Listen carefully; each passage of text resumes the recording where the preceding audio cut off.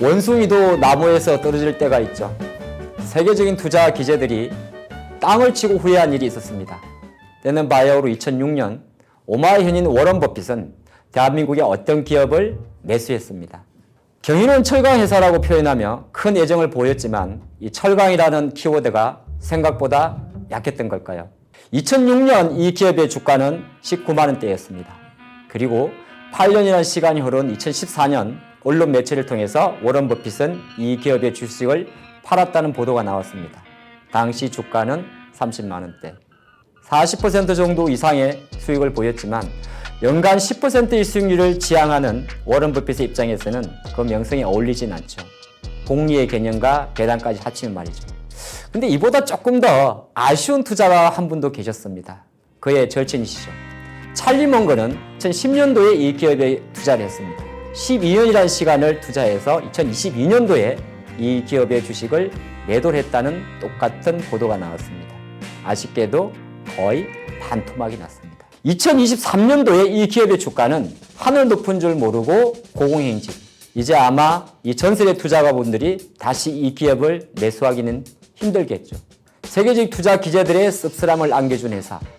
2023 한국경제TV 베스트 파트너 하창봉이 보여드릴 기업, 국민기업으로 변신한 기업 포스코홀딩스 편 지금 시작합니다.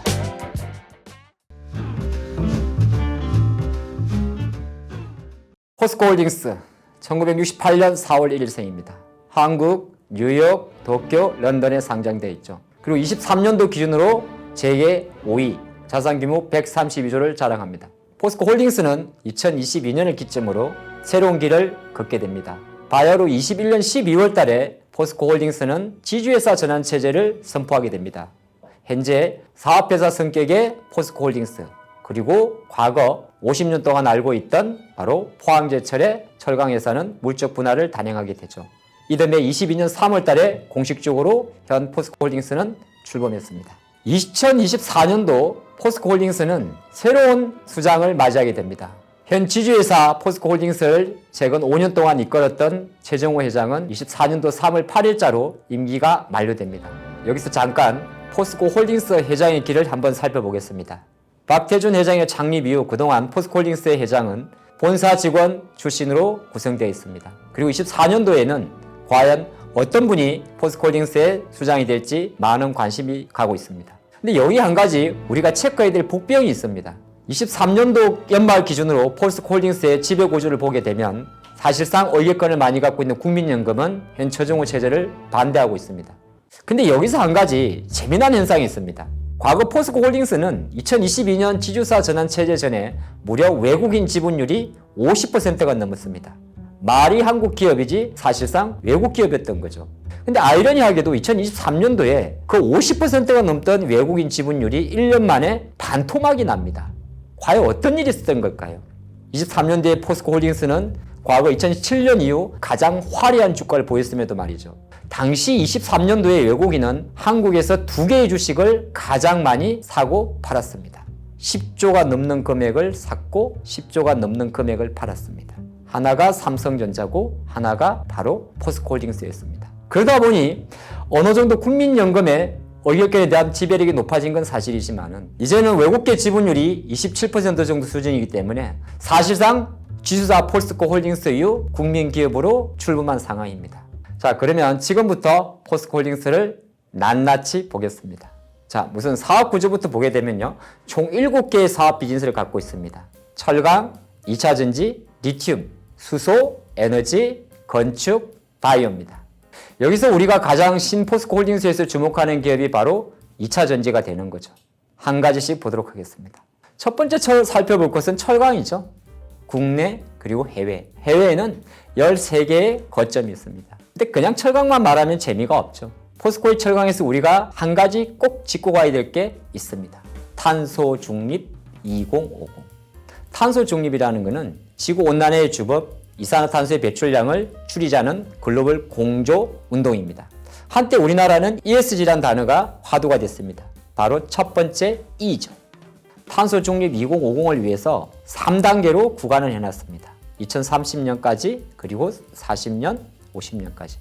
우리가 철강을 생산하는 과정에는 기존에는 고로 형태를 사용을 했습니다. 고로를 사용할 때는 아무래도 나쁜 유해가스가 많이 나오겠죠. 장기 2050 로드맵을 보면 2030년부터는 고로의 비중보다는 오히려 조금 더 유해가스의 배출량이 낮은 전기료의 비중을 점차 높이게 됩니다. 그러한 속도로 10년 동안 안정하게 하는 관점에서 2040년부터는 본격적으로 바로 이 비즈니스 수소 한원 제철 하이렉스죠.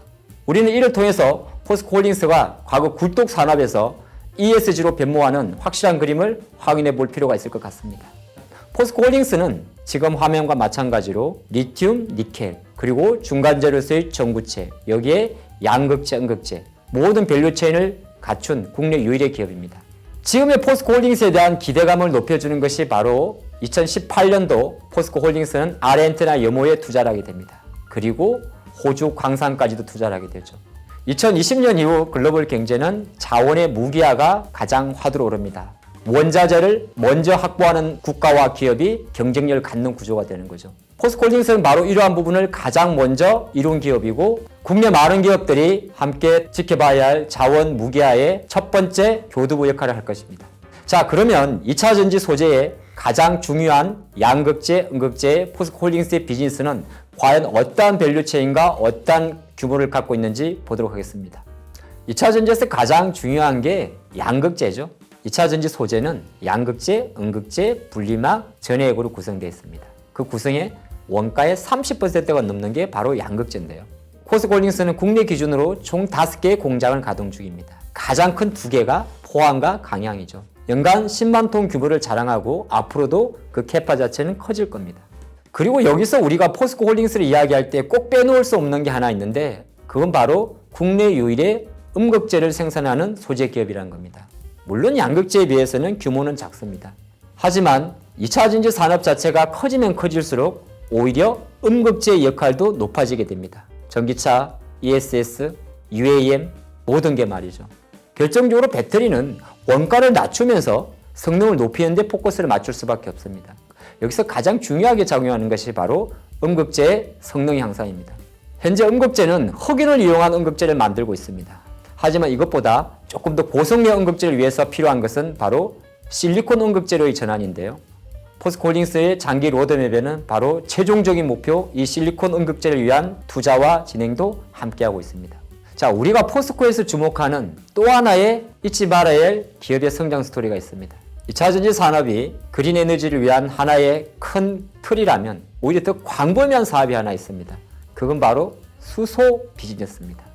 포스코홀딩스는 향후 수소의 생산, 운반, 저장, 활용의 모든 밸류체인을 갖추고 있습니다. 글로벌 그린 수소 생산, 아모니아를 분해 및 합성, 여기에 수소 발전, 수소 환원 제철소를 통한 수소 산업 전반에 대한 경쟁력입니다. 포스코홀딩스가 중심을 잡고 여기에 포스코 그리고 수소 에너지의 메인 비즈니스를 담당하는 포스코 인터내셔널이 있죠. 많은 투자분들이 2차 전지에도 주목을 하겠지만은 더 큰 그림에서는 2차 전지 플러스 알파 수소 지켜보시죠. 벌써 24년도 1월도 절반이 지났습니다. 올 한 해는 후회하는 일 없이 모든 일이 잘 풀리길 바랍니다. 앞으로 돈보기에서 보고 싶은 기업이 있다면 댓글로 남겨주세요. 다음 회차 임종혁 파트너가 준비한 특별한 기업 편도 많은 관심 부탁드립니다. 지금까지 2023 한국경제 베스트 파트너 하창봉이었습니다.